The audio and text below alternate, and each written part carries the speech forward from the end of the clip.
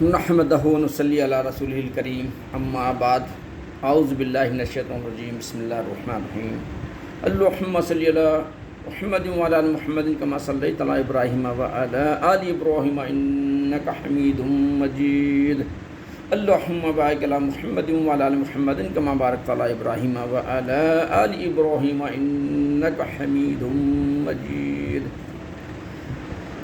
میرے پیارے بھائیوں اور بہنوں، اب تک ہم عظمت سادات پر 8 بیانات ہو چکے ہیں۔ انشاءاللہ ہم بیان نمبر 9 اسٹارٹ کریں گے۔ اللہ رب العزت نے ہمارے آقا کو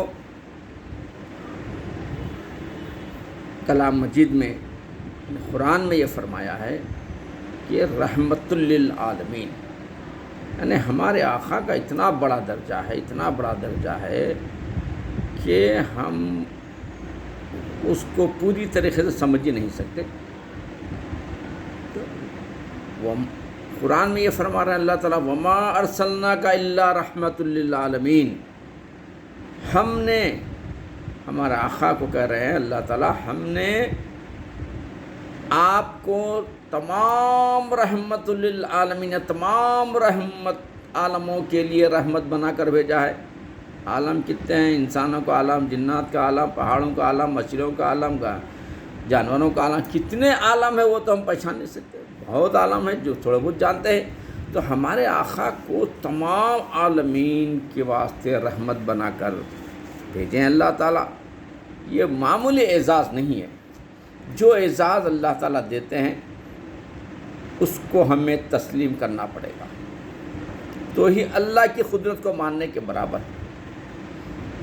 شیطان انتہائی عابد تھا، فرشتوں کا سردار تھا، بے حساب عبادت کیے، لیکن جب آدم علیہ السلام کو سجدہ کرو، جب کہ اللہ کا انکار نہیں کیا، لیکن آدم علیہ کو سجدہ کرو تو وہ سجدہ نہیں کیا، اس کا حال یہ ہوگا۔ تو اس کے نیکیاں جو تھے، فرشتوں کا سردار تھا، نیکیاں تھے، جھولے میں ایک طرف جاتے ہوئے ہزاروں فرشتوں کو سبق دیتے تھے، واپس ہزاروں سوپ گیا کیونکہ وہاں بے ادبی ہوئی۔ تو اسلام میں اور اللہ تعالیٰ بھی ادب کے دائرے میں رہنے کا، سختی سے عمل کرنا ہے۔ اپنا ہمارے آقا کی کتنی بھی تعظیم کرے کم ہے۔ یہاں تک آتا ہے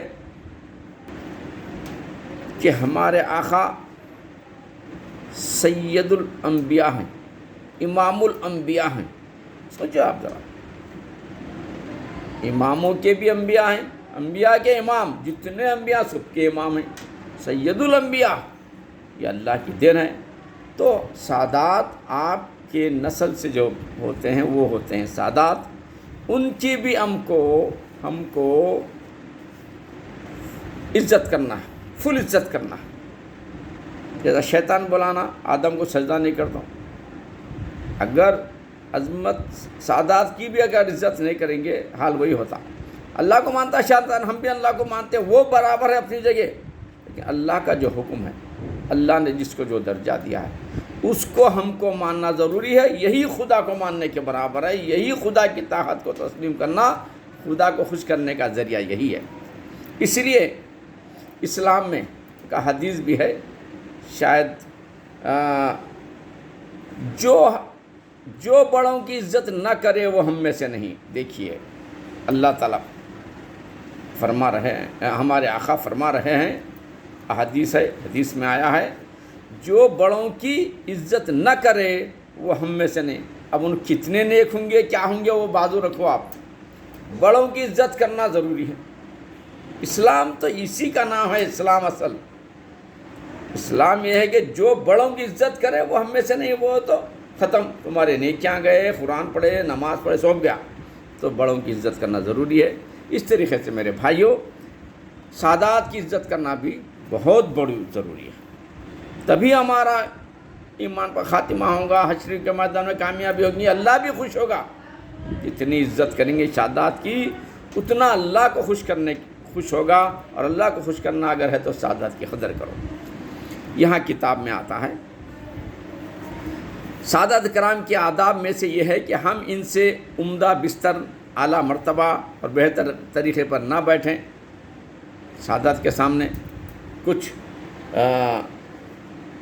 اپنے آپ کو بڑا بنا کر بیٹھنے کی جو کوشش ہے وہ نہ کریں۔ ان کے مطلقہ یا بیوہ عورت سے نکاح نہ کریں۔ دیکھیے کیوں نہیں کرنا ہے؟ احتراماً نہیں کرنا۔ مطلقہ کوئی سعادات سیدہ مطلقہ ہیں، ان سے نکاح نہ کریں۔ اس طرح کسی سید زادی سے نکاح نہ کریں۔ سید زادی سے بھی نکاح نہیں کرنا ہے۔ کیوں؟ کر سکتے ہیں آپ، لیکن دماغ میں آپ کو یہ رکھنا ہے کہ وہ میں سید زادی کو لا رہا ہوں تو ان کے خلاف جانا نہیں ہے، اور ان کے واسطے ہم سرخم کرنا ہے، ان کی بات کو سننا ہے، ان کو ظلم نہیں کرنا ہے، ان کے دل کو تکلیف نہیں پہنچانا ہے۔ کیوں کہ اگر سید زادی کو اگر ہم تکلیف پہنچائیں گے، یہ ہمارے آقا کو تکلیف پہنچانے کے برابر ہے۔ اب ہمارے آقا کو تکلیف پہنچائیں گے تو اب آپ سوچو اللہ بخشنے والا نہیں۔ تو یہاں پر یہ آ رہا ہے کہ کسی سید زادی سے نکاح نہ کریں۔ ہاں اگر ہم میں سے کوئی شخص یہ سمجھتا ہے کہ ان کی تعظیم کا حق واجب ادا کر سکتا ہوں، اگر ان کی تعظیم کا حق اگر ہم واجب ادا کر سکتے ہیں تو جب ہمت کرو، اور ان کی مرضی کے مطابق عمل کر سکتا ہوں، اور سیدہ کو لا رہے تو ان کی مرضی کے حساب سے اگر عمل کر سکتے ہیں یہ سمجھو، تو پھر ان سے نکاح کر سکتا ہے۔ یہ اگر ہے کوئی مسلمان میں یہ بات ہے، یہ خوبی ہے، تو جب ہی نکاح کر سکتا ہے، لیکن ان کے بعد کسی دوسری عورت سے نکاح نہ کرے۔ یہ بھی دیکھیے اسلام میں 4 شادیاں کرنے کا حکم ہے، ٹھیک ہے اپنی جگہ کرو 4 شادی، لیکن اگر آپ سید زادی سے شادی کریں تو سب بھول جاؤ، 4 شادیاں کا دماغ سے نکال دو، 3 شادیاں اور کرنے کی کوئی ضرورت نہیں ہے۔ کیوں؟ آپ کر سکتے ہیں، لیکن اس سے کیا ہوگا؟ سید زادی کو تکلیف ہوں گی، پھر یاد رکھو پھر آپ کو پچھتانا پڑے گا، دنیا میں بھی، آخرت میں بھی، حشر میں بھی۔ جب سید زادی کو رکھتے ہوئے اگر کوئی اور نکاح کر رہے ہیں تو سمجھ لو کہ سید زادی کو تکلیف ہوگی، اور آپ سید زادی کو تکلیف ہوگی، میرے آقا کو تکلیف ہوگی، اور آپ کو پچھتانا پڑے گا۔ اس کے بعد کسی دوسری عورت سے نکاح نہ کریں، اور نہ ہی کنیز خریدے، کنیز نہیں خریدنا ہے، نکاح نہیں کرنا، تاکہ ان کی دل شکنی نہ ہو۔ دیکھیں ان کو تکلیف نہیں ہونا ہے۔ ہم اپنی قدرت کے مطابق انہیں خوراک اور لباس مہیا کریں۔ لباس ہے، خوراک ہے، وہ دینا ضروری ہے، وہ تو ہر دیتے ہیں، اس میں کمی نہیں کریں گے، اور ان سے کہیں گے کہ آپ کے جد امجد رسول اللہ صلی اللہ علیہ وسلم نے اس سے پسند فرمایا ہے۔ ان کی خدمت کریں گے، ان کی جو ان کی دینے کا جو حق ہے وہ ادا کریں گے، اور ان کو یہ فرما سکتے ہیں آپ کہ آپ کے جد امجد رسول اللہ صلی اللہ علیہ وسلم نے اسے پسند فرمایا ہے۔ اسی طرح جب وہ ہم سے کسی جائز خواہش کا اظہار کریں، جائز خواہش کا جب اظہار کرتے ہیں تو اس کو پورا کریں گے، یہ بھی ہونا ہے۔ جب وہ کھڑی ہوں تو جوتے ان کے آگے رکھیں گے، اور جب ہمارے پاس آئیں تو ہم ان کے احترام کے لیے کھڑے ہو جائیں گے۔ جب وہ ان کے پاس جب قریب جاتے ہیں تو احترام کے لیے کیا ہے؟ ہم کو کھڑے ہونے کا حکم ہے، کیونکہ وہ نبی اکرم صلی اللہ علیہ وسلم کے اولاد پاک میں سے ہیں۔ اسی لیے اگرچہ خرید و فروخت کا موقع ہو، ہم کسی سید زادی کے بدن کی طرف نہیں دیکھیں گے۔ اب سید زادی آئے ہیں، فرض کرو اپن کپڑے کی دکان ہے، کوئی خرید و بیچ کی دکان ہے، یا ان چپل خریدنے آئے ہیں، تو ہم کو ان کو دیکھنے کا حکم نہیں ہے۔ بازو منڈی کرنا، رکھ دینا، لے لیجئے، پسند کر لیجئے۔ یہاں لکھا ہوا ہے پاک اگرچہ خرید و فروخت کا موقع ہو، سید زادی آ جائیں، خرید و فروخت کا موقع ہے، وہاں پر کسی سید زادی کے بدن کی طرف نہیں دیکھیں گے۔ سید زادی کو نہیں دیکھنا، نہ ان کے پیروں کو دیکھنا، نہ کھلے ہاتھوں کو دیکھنا، بھی نہیں ہے۔ ادب احترام منہ پھیر دینا۔ ہاں یہ الگ صورت ہے کہ ہم یہ شرعاً لازم ہو جائے، اگر ہم میں سے کوئی جوتے بیچتا ہو تو ان کے تہبند یا شلوار کی طرف نہیں دیکھیں گے. جوتے خرید رہے ہیں، وہ چپل خریدنے آئے ہیں سید زادی، تو ہم ان کے پیروں کو نہیں دیکھیں گے، کیونکہ انہوں کپڑا تھوڑا سا اٹھا کر رکھنا بھی دیکھنے کا حکم نہیں ہے. نہیں تو وہ اٹھائیں گے تو ہماری نظر ادھر ہے نا ادھر، اتنا احترام کرنے کا حکم دیکھیں گے، کیونکہ یہ بات ان کے جد امجد رسول اللہ صلی اللہ علیہ وسلم کی ناراضگی کا باعث ہے. نہیں، اپن گھور گھور کے دیکھ رہے ہیں، بدتمیزی کر رہے ہیں، تو یہ ناراضگی کا ہے اور اس کے لیے بہت بڑا نقصان اٹھانا پڑے گا. علامہ شینانی رضی اللہ تعالیٰ عنہ ان کی ایک کتاب میں لکھے ہیں کہ اس میں فرماتے ہیں کہ ہم سے یہ عہد لیا گیا کہ ہم ہرگز سید زادی سے نکاح نہ کریں. وہ فرماتے ہیں کہ ہم سید زادی سے ہرگز نکاح نہ کریں مگر اس وقت کہ ہم اپنے آپ کو ان کے خادم تصور کریں. اگر نکاح کرتے ہیں تو ان کو اتنی تعظیم دو کہ ہم ان کے خادم ہیں سمجھ لیجیے، کیونکہ وہ رسول خدا صلی اللہ علیہ وسلم کے لخت جگر ہیں.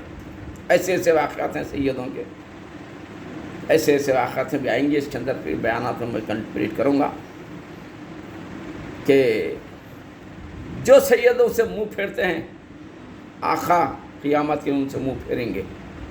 بہت بڑی بڑی وعیدیں آئی ہیں، تو ہم کو چاہیے کہ سیدوں کا احترام کریں. رسول خدا صلی اللہ علیہ وسلم سے جگر ہیں، وہ شخص اپنے آپ کو ان کا غلام تصور کرے اور یہ عقیدہ رکھے کہ جب میں نے ان کی نافرمانی کی تو میں نافرمان غلام اور گناہ گار ہوں گا. آپ ان کے سردار مت سمجھو. سیدہ اگر آپ کے پاس ہے تو آپ سیدہ کہ آپ کو اپنے آپ کو غلام سمجھو. نافرمانی کہی تو میں نے نافرمان غلام، ہم اگر نافرمانی کرے تو نافرمان اور گناہ گار غلام سمجھو اپنے آپ کو ہوں گا تو وہ نکاح کرے، ورنہ اس سے لائق نہیں. اتنا احترام کر سکتے ہیں تو بھی آگے بڑھے، سید زادی سے نکاح کریں، نہیں تو ہرگز نہ کریں. جو شخص تبرک کے لیے ان سے نکاح کرے اسے کہا جائے گا کہ سلامتی غنیمت سے مقدم ہے، یعنی یہ خطرہ بہرحال باقی رہے گا کہ ممکن ہے کہ ان کی تعظیم کا ماہقادہ نہ ہو سکے، اس لیے اجتناب کرنا بہتر ہے، خصوصاً جب ان کے بعد کسی اور عورت سے نکاح کرے یا کنیز خریدے. جب سید زادی ہے آپ کے پاس، ان کو رکھتے ہوئے کسی سے نکاح کرنا نہیں ہے، نہ کسی کنیز کو خریدنا ہے، نہ رکھنا ہے، یا اپنے بخل اور کنجوسی سے انہیں تکلیف میں ڈالے رہا. برکت حاصل کرنے کا مسئلہ تو وہ نکاح کے بغیر ان کی خدمت کرنے سے حاصل ہو سکتی ہے.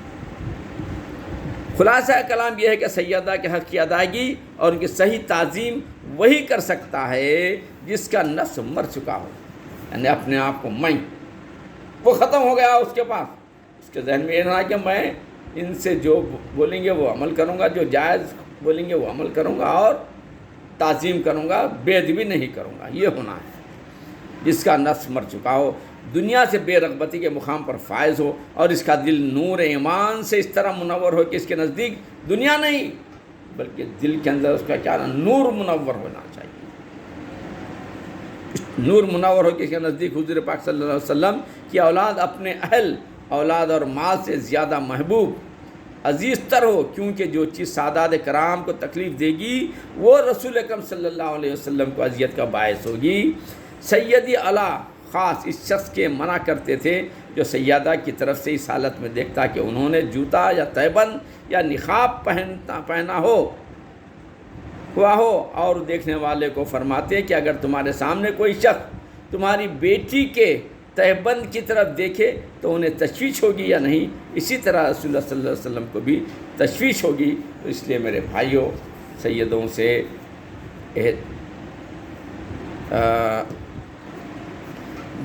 میں کہتا ہوں کہ ایماندار کو چاہیے کہ جب کسی سیدہ سے خرید و فروخت کرے یا اس کا قصد کرے کہ ان کا علاج کرے تو نبی کریم صلی اللہ علیہ وسلم سے انتہائی خبالت اور حیا کے ساتھ یہ کام انجام دے.